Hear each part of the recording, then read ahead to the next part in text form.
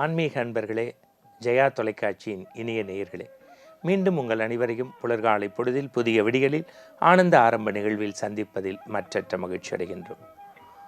பொதுவாகவே குருவின் பார்வை கோடி புண்ணியம், குருவினுடைய பாத தரிசனம் பாவ விமோச்சனம். இந்த சொற்களையெல்லாம் கேட்ட நம்முடைய தமிழ் சமூகம் இன்றைய தினம் அண்மையில் 106வது ஜெயந்தியை கொண்டாடி ரமண மகரிஷியும் சேஷாத்ரி மகானும் ஞானானந்த சுவாமிகளும் காஞ்சி மகாபெரியவரும் சூரியகுல வம்சத்தைச் சேர்ந்தவர் என்று இந்த மண்ணுலகம் கொண்டாடிய யோகி ராம் சுரத்குமாருடைய வாழ்வியல் அனுபவங்களை இன்றைய புலர்காலை பொழுதில் ஆனந்த ஆரம்பத்தில் சிந்திக்க இருக்கின்றோம். ஆன்மீக அன்பர்களே, பாரதி சொல்லுவானே, எந்தையும் தாயும் மகிழ்ந்து குடாவி இருந்ததும் இந்நாடே, இதர் முந்தையர் 1000 ஆண்டுகள் வாழ்ந்து முடிந்ததும் இந்நாடே, இதை வந்தனை கூறி மனதில் நிறுத்தி வாயுற வாழ்த்தேனோ. இந்த மண்ணில் நம்ம போகின்ற போது இது ஒரு ஞான மண், ஒரு தவ மண். இந்த பாரத தேசம் ஞானிகளால் அலங்கரிக்கப்பட்ட மண் என்பதை நாம் உணர வேண்டும். இப்பொழுது யோகி ராம் சரத்குமார் அவர்களுடைய வாழ்வியல் கருத்துக்களை ஒரு வடிகுழாயிலிருந்து வரக்கூடிய நீரைப் போல கையளவு உங்களுக்கு தருகின்றேன். வட இந்தியாவிலிருந்து புறப்பட்டு திருவண்ணாமலை நோக்கி வந்த ஞான சூரியன் தவவேள்வி சித்தர் யோகி ராம் சரத்குமார்.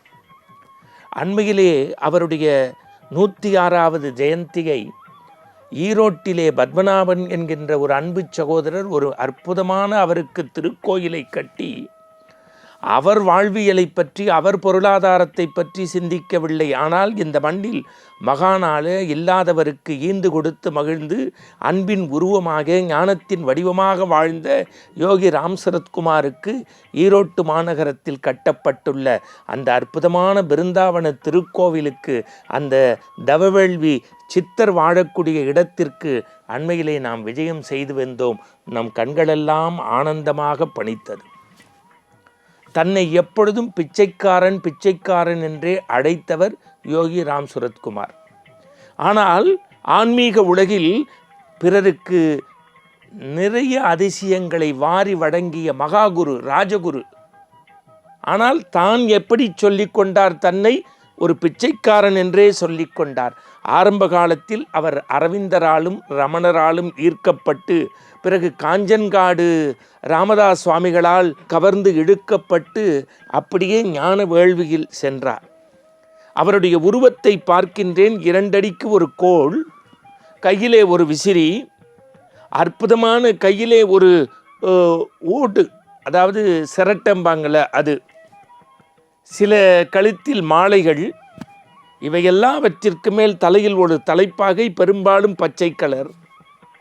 இவற்றோடு வாயில் புன்னகை, விழிகளில் ஒரு தீட்சண்ய பார்வை. அவருடைய ஒவ்வொரு செய்கையிலும் நம்பிக்கை. ஆனால் அவருடைய வாழ்வியலில் நேர்த்தி, அறம். அவர் பாதத்தை பற்றுவருக்கு கண்டிப்பாக பரந்தாமனுடைய காட்சி என்று வாழ்வியலை நேர்த்திப்படி வாழ்ந்தார் அந்த பிச்சைக்காரன் என்று தன்னை சொன்ன ஞானகுரு யோகி ராம் சரத்குமார். அவருடைய வாழ்வியல் சிறப்புகளை ரா கணபதி எழுதியிருக்கின்றார், பெரியசாமி தூரன் எழுதியிருக்கின்றார், மீனாட்சி சுந்தரம் பதிவு செய்திருக்கின்றார், கீவாஜா 1000 பாடல்களில் படம் பிடித்து காட்டியிருக்கிறார், பார்த்தசாரதி சொல்லியிருக்கின்றார். இப்படி பல அன்பர்கள் அவருடைய வாழ்வியல் நேர்த்திகளை சொல்லியிருக்கிறார். 1970 77 வரைக்கும் திருவண்ணாமலையில் சுற்றித் திரிந்த அவருக்கு கிடைத்ததெல்லாம் ஏச்சும் பேச்சும் தான். அன்றைக்கெல்லாம் அவருக்கு உறுதுணையாக இருந்தது புன்னை மரத்து நிழலும், தேரடி தெருவும், ஒரு அற்புதமான பார்த்திரக்கடையினுடைய வாசல் பகுதியின் இரவு உறக்கமும், சன்னதி தெருவினுடைய நடையும், இந்தியா காப்பி ஹவுஸினுடைய கொட்டாங்குச்சி காப்பிகளும் மட்டுமே அவருக்கு உறுதுணையாக இருந்தது. பெருமாளும் ஜார்ஜும் ஜனார்த்தனமும் துரையும் பார்த்தசாரதியும் அவருடைய அணுக்கத் தொண்டர்களாக இருந்தார்கள். ஆனால் காஞ்சி மகாபெரிய சுவாமிகள் எழுதுகின்றார், இந்த ஊரின் உண்மையான ஞானியை புரிந்து கொள்ளாமல், தெரிந்து கொள்ளாமல், அறிந்து கொள்ளாமல் இருக்கிறார்களே என்றார். 77க்கு பிறகு கொஞ்சம் கொஞ்சமாக அவருடைய ஞான பார்வை அந்த மண்ணில் படுகின்றது.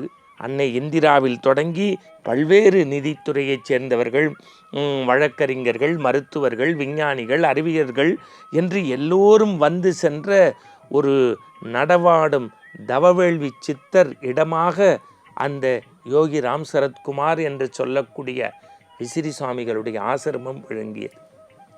அவருடைய மேன்மைக்கு ஒரு எடுத்துக்காட்டு சொல்கின்றேன். அவர் முன்பு நின்று கண்ணீர் வடித்தால் பனித்துளியை ஓடச் செய்வதை போல ஓட்டி நம்முடைய வாழ்க்கையில் பல்வேறு சரித்திர மாற்றங்களை செய்தார். ஒருமுறை காஞ்சி மகாபெரிய சுவாமிகள் மௌனம் தியானித்து சந்திரமௌலி என்கின்ற நண்பரிடம் சொல்கின்றார், மடத்திலிருந்து 600 பெற்றுக்கொண்டு நேரடியாக சென்று விசிறிமட்டை சாமியாரை அடைத்து கொண்டு வாகனத்தில் கும்போகணத்தில் இருக்கக்கூடிய போதேந்திராள் இடத்திற்கு கொண்டு போய் அவரை இறக்கி ஸ்ரீராம மந்திரத்தை உணரச் செய்து மீண்டும் அங்கு கொண்டு போய் விடு என்கின்றார். இந்த செய்தியை சொன்னவுடன் ஒற்றை புன்னகையோடு அதே வாகனத்தில் காஞ்சிபுரம் வருகின்றார். உறங்கச் செல்ல போகின்ற பெரியவர் நேரடியாக வாசல் வருகின்றார். யோகி ராம் சரத்குமாரும் வருகின்றார். இருவரும் ஒருவரை ஒருவர் சந்திக்கின்றார்கள். கை தூக்குகின்றார். அதற்கு முன்பு அவர் நெடுஞ்சாங்கடையாக விழுந்து வணங்குகின்றார். சாட்சாத் சிவனையே பார்த்தேன் என்று, நீங்கள் இருக்கக்கூடிய இடம்தான் எனக்கு போதேந்திராள் இடம், இங்கு ராமநாமம் ஒலிக்கிறது, எனக்கு திருவண்ணாமலையே போதும் என்று புன்முறுவலோடு திரும்பி போகின்றார்.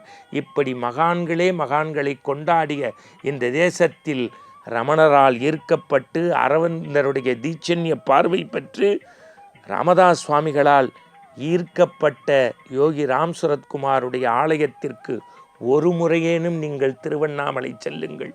ஈரோட்டில் இருக்கக்கூடிய அந்த தவவேள்வி மாமனிதருக்கு எழுப்பப்பட்டுள்ள திருவுருவ திருக்கோயிலுக்கு போய் பிள்ளை வரமா, திருமணமா, வாழ்வியலில் வெற்றியா, குடும்பத்தில் மகிழ்ச்சியா, எதை கேட்டாலும் ஆனந்தத்தை தரக்கூடிய யோகி ராம் சரத்குமாரை இல்லத்திலும் உள்ளத்திலும் நினைப்பது ஆனந்தம். மீண்டும் நாளை சந்திப்போம். வணக்கம்.